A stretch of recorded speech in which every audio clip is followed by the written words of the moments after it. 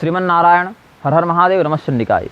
अब हम आपको एक बड़ा अद्भुत व्रत बताने वाले हैं जिसको बस्त व्रत कहते हैं। बस्त कहते हैं बकरा को, है ना। अजय कपाद देवता का नाम है ना, अजय कपाद के लिए अज व्रत किया जाता है। ये भगवान रुद्र के एक स्वरूप माने गए हैं।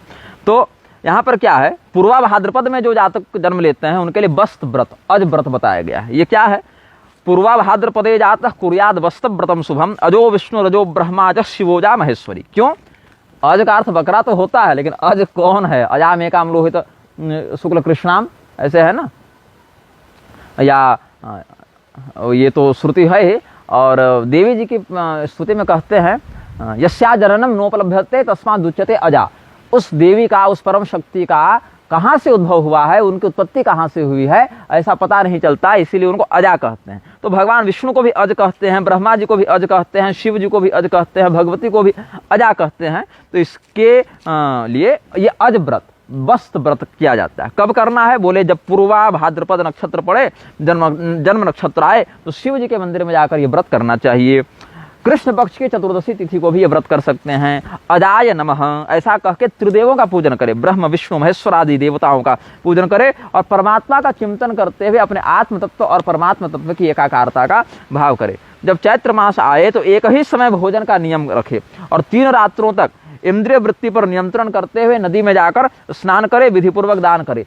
5 दुधारू बकरियों का दान इसमें बताया गया है। अजाह पयस्विनी पंच ब्राह्मणाय समर्पित, ब्राह्मणों को 5 दुधारू बकरियों का दान करने के लिए कहा। तो इससे रोगों का भी नाश होता है और उत्तरा भाद्रपद नहीं क्षमा करें, पूर्वा भाद्रपद के जातकों का भी जो नक्षत्रगत दोष है वह शांत हो जाता है। अच्छा, मैं इसमें एक बात और जोड़ देता हूँ। ये श्रृंखला मैं पूर्ण करने जा रहा हूँ इसीलिए क्योंकि बहुत दिनों से ये श्रृंखला चल रही है आप सबों के समक्ष। आशा है कि प्रधान विषयों से आप अवगत हो गए होंगे। धीरे धीरे और भी विषयों पर हम ऐसे ही छोटे छोटे चलचित्र बनाएंगे, लेकिन एक विषय हम इस श्रृंखला में जोड़ देना चाहेंगे। कोई व्यक्ति ऐसा हो जिसको पता ही ना हो कि मेरा जन्म नक्षत्र क्या है, तब भैया क्या करेगा।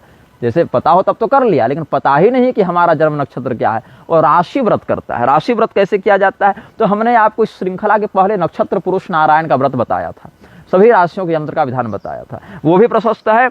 और इसमें एक और विशेष बात जोड़ दी जाए, राशि व्रत तो करे, नक्षत्र व्रत तो करे, नक्षत्र नारायण का पूजन करे, अलग अलग अंगों में उनकी अलग अलग नक्षत्रगत न्यास प्रतिष्ठा करके अलग अलग नाम मंत्रों से पूजन करे। इस पर हम इसी श्रृंखला के पहले वीडियो बना चुके हैं। लेकिन इसमें एक और बात है, कार्तिकेय नक्तभुग दग्ध्यान मेषम मार्ग शिरवृषम पौष माघादि मासेषु सर्वा हाटक निर्मिता क्रमेण राशयो गंध वस्त्र माल्य विभूषिता देयाश्च शुक्ल पक्षांते प्रतिमा बहुदक्षिणा। राशि व्रत जो है सभी उपद्रवों का नाश करने वाला है, चंद्रमा के लोक को विशेष करके प्राप्त कराता है क्योंकि सभी नक्षत्रों का अधिपति चंद्रमा है सार्वकालिक रूप से। तो इसमें क्या करे, चैत्र मास क्षमा करे कार्तिक मास में इस नक्षत्र व्रत को प्रारंभ करे और 1 वर्ष तक करे। कार्तिक में मेष राशि का पूजन करे, मेष राशि के अंतर्गत जितने नक्षत्र और उनके चरण आएंगे उनकी पूजा हो गई। फिर जब ये मार्गशीर्ष आए, अगहन आए, तो वृष का पूजन करे, वृष नक्षत्र का, वृष राशि का। और वृष राशि नक्षत्र जितने, वृष राशि के अंतर्गत जितने नक्षत्र और उनके चरण आ गए उनका पूजन हो गया साथ साथ। तो इसमें क्या करना है, मेष की आकृति बनानी है। मैंने आकृतियों पर भी एक वीडियो बनाया था, किस नक्षत्र की आकृति कैसी दिखती है और किस राशि की आकृति, प्रधानता से तो राशियों पर ही हमने बनाया था। नक्षत्र तो खैर और ही बातें हैं, लेकिन राशियों की आकृति पर भी हमने पूर्व काल में चलचित्र इसी श्रृंखला के प्रारंभिक चलचित्रों के अंतर्गत बनाया था। तो मेष की आकृति का स्वर्ण विग्रह बनाए, सोने की प्रतिमा बनाकर कार्तिक में दान करे, मार्गशीर्ष में वृष का करे, ऐसे ही पौष माघ फागुन इत्यादि में मिथुन कर्क सिंह इत्यादि करते करते 12 महीनों में 12 राशियों का स्वर्ण विग्रह बनाकर उनका पूजन करके दान करे। अब अगर सामर्थ्य न हो तो चांदी का बनाए, स्वर्णाभावे तो रौप्यम स्यात्, स्वर्ण के अभाव में चांदी का वर्णन किया गया है। तो इस प्रकार से हमने आपको सामान्य दिग्दर्शन कर दिया है।